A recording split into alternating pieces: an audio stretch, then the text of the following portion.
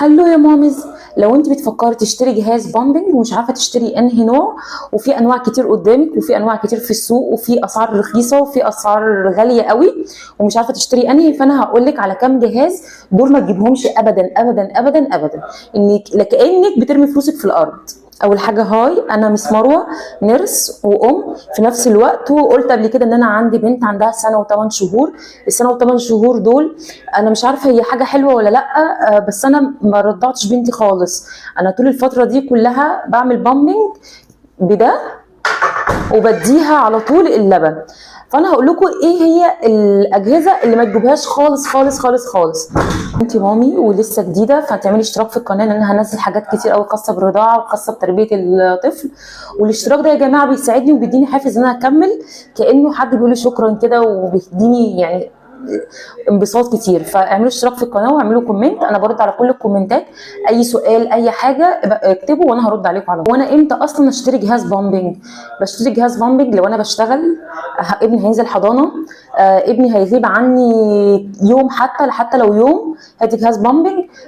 الحاله ما مضايقاكي وفيها تشققات ووجعاكي والكلام ده كله، مش قادره تحطي الطفل على صدرك، هاتي جهاز بامبنج. الطفل مثلا مريض وقعد شويه من رافض الرضاعه ومش عايز يرضع عشان تعبان، هاتي جهاز بامبنج. الجهاز البامبنج لا غنى عنه، لا غنى عنه. الجهاز ده بيحافظ لك على كميه اللبن، بيحافظ على كميه اللبن. طالما جبتي جهاز كميه اللبن اكيد هتبقى كويسه. مفيش حد استخدم جهاز بامبنج يعرفه واستخدمه الصح وكميه اللبن عنده قلت. فلو انت كده هاتي جهاز بامبنج، وانا هقول لك على كام نوع دول ما تدفعيش فيهم فلوس ابدا ابدا ابدا ابدا. حتى مهما شفتوا اعلانات بتقول لكم ان لا الجهاز ده كويس والجهاز ده مش عارفه ايه والحاجات دي، لا ما تسمعوش كلامهم. انا بقول لكم بناء على تجربتي وبناء ان انا استخدمت اجهزه بامبنج كتير لحد ما وصلت لحبيبي ده اللي اتكلمت عليه قبل كده. فهقول لكم ايه هي اسوأ نوع. اسوأهم النوع ده.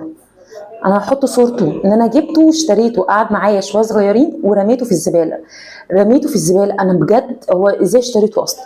بجد لو حد ادهولك اصلا ارميه، ملوش اي لازمه. اولا غير صحي خالص، ثانيا مؤلم جدا جدا جدا، مفيش فيه وسط، لازم كده تحط البوز ده او الكاب ده على صدرك وتشدي بالسلك بالجلده دي ويشفط بقى الحلمه، كميه دم وكميه قرف، وحتى اللبن اللي هتشفطيه ملوش اي لازمه، هيترمي في الزباله.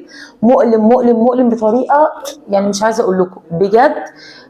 يا جماعه ما تجيبوش خالص خالص خالص خالص خالص، ولو ببلاش بلاش تشتروه.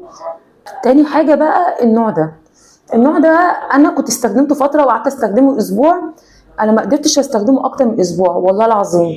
الجهاز ده هو يبان ان هو حلو وشكله شيك ومش عارفه ايه، بس مش عملي خالص، مش الاستخدام المده الطويله، استخدام لمده قصيره، يعني مش استخدام مده طويله خالص خالص خالص. هو سعره معقول، سعره تقريبا افريج 800 ل 1000 او 1200، بس مش عملي. انا استخدمته اسبوع وفجاه ما بتعرفيش تتحركي براحتك، بتفضلي دايما تعملي ايدك اصلا، حتى لو عصر ايدك كويس ايدك هتوجعك.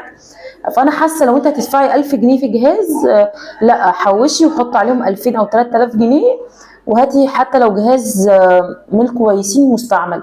انما هدفع انا 1000 جنيه في جهاز زي ده وهجيبه وافضل فتره؟ اصلا انا عملت كده، يعني انا بقول لكم بناء على تجربتي. ليه؟ انا قلت خلاص هي رضاعه وهجيب دي حاجه تساعدني، وجبت الجهاز المعفن ده وجبته، ما قدرتش خالص. بعد ما دفعت فيه تقريبا 1100 جبته جرانازيا برضو، حسيت ان هو مش عملي خالص، مش قادره، ايدي بدات توجعني مع ان انا ايدي كويسه اصلا، ايدي بدات توجعني، ما عرفتش خالص استخدمه. فيعني ركنته اصلا وبديه، يعني لو حد بس محتاج حاجه او محتاج جهاز لكام يوم بديهوله، بس هو مش حلو، هو مش للاستخدام اليومي، هو للاسبوع للكذا، فبلاش فعلا تشتروه. ثالث نوع هقول لكم عليه، او مع ان انا في حد كان نصحني بيه وانا كنت اوبسيسد قوي بيه وبقول هو الجهاز ده اللي انا هجيبه، وشفت ياما فيديوهات ناس بتستخدمه وقلت تمام هجيبه، هو النوع ده. النوع ده انا مش شايفاه كويس، اعرف ناس استخدمته وخدت كده منهم ابص عليه واشوف الباور بتاعه وحش جدا. اول حاجه هو غالي، يعني هو اساسا 7000 جنيه، رينج 7000 جنيه، اكتر من كده تقريبا. مش قوي يعني، ده انت عايزه صدرك يكون في هجمه اللبن، صدرك مليان لبن فيشفط. انما انت صدرك لو عدى ساعتين وجيتي تشفطي لبن ممكن ما تلاقيش، مش هيعرف يشفط اللبن القليل. لو صدرك مليان قليل مش هيعرف يشفط اللبن الموجود فيه. فالنوع ده انا شايفه ان هو غالي على الفاضي، والباور بتاعه مش حلو، ومش شايفه فكره ان انا احط الجهاز وافضل اتحرك واعمل اللي انا عايزاه، مفيش الكلام ده كله. انا مش حاسه ان هو حلو بصراحه خالص خالص خالص، و7000 جنيه كتير. فلا، بلاش الانواع دي، ومحدش ينصحك بيها وما تجيبهاش. انا بقول لكم الكلام ده ان انا يعني مريت بكل التجارب تقريبا اللي انتم مريتوا بيها. يعني انا عارفه دلوقتي لو في ام تسمع الفيديو ده، فانا عارفه ان انت متوتره ومحتاره، وغير تربيه الولد وغير السهر وقله النوم، وان انت مش عارفه تكملي حياتك كويس، او حياتك الطبيعيه تكمليها كويس، بالاخص لو انت لسه اول بيبي ليكي. فانا مش عايزاكي تحتاري كتير، وعشان كده بقول لكم ان انا في الاول خالص كنت جاهله خالص بالموضوع ده، مش عارفه طب انا اجيب الجهاز ده وبعد ما اجيبه الاقيه وحش. وكمان يعني الواحد بيبقى خارج من الولاده صارف يمكن فلوس كتير قوي في ولاده وفي حاجات كتير. فانا بقول لكم الفيديو ده عشان خاطر ما تدفعوش فلوس في الزمن اللي احنا فيه ده، وان كل حاجه بقت غاليه. ما تدفعوش فلوس في حاجه ملهاش لازمه. الجهاز اللي هتجيبيه ب 500 جنيه ولا 600 جنيه فلوسك هتترمي على الارض ومش عملي. يعني انا عارفه ان ممكن جهاز الكهرباء يبقى غالي، حتى لو غالي ادفعي فيه مفيش مشكله. يعني حتى لو الجهاز ده غالي ممكن تجيبيه مستعمل على فكره. يعني ناس كتير ما بترشحش المستعمل، بس لا، ممكن تجيبي حاجه مستعمله. هتلاقي على الفيسبوك وهتلاقي على اوليكس اجهزه مستعمله، واختاري نوع جرانازيوم وعقميه كويس واستخدميه. جهاز الكهرباء في انواع كتير منه، ممكن تختاري نوع كويس. انا هعمل فيديو برضو عن الانواع الكويسه فيه. تختاري نوع كويس، نوع تقدري تستخدميه، نوع يريحك. يعني انت كأم انت محتاجه ان ترتاحي. لو في فلوس بتتصرف في اي حاجه تانية، فاي فلوس تتصرف عشان انت ترتاحي، دي حاجه كبيره مش حاجه قليله خالص. فانت ممكن تجيبي جهاز كهرباء حلو وتستخدميه وتريحي نفسك، ويبقى هو مع رضاعه مع الابن. لو انت مش هتستخدمي الببرونه مع الابن، وتحافظ على كميه اللبن. ما انت برضو يعني اللي هتوفريه في الجهاز هتدفعيه في اللبن الصناعي. دلوقتي اقل علبه لبن صناعي ب 500 جنيه، يعني اقل علبه ب 400 و500 وما بتكملش اسبوع.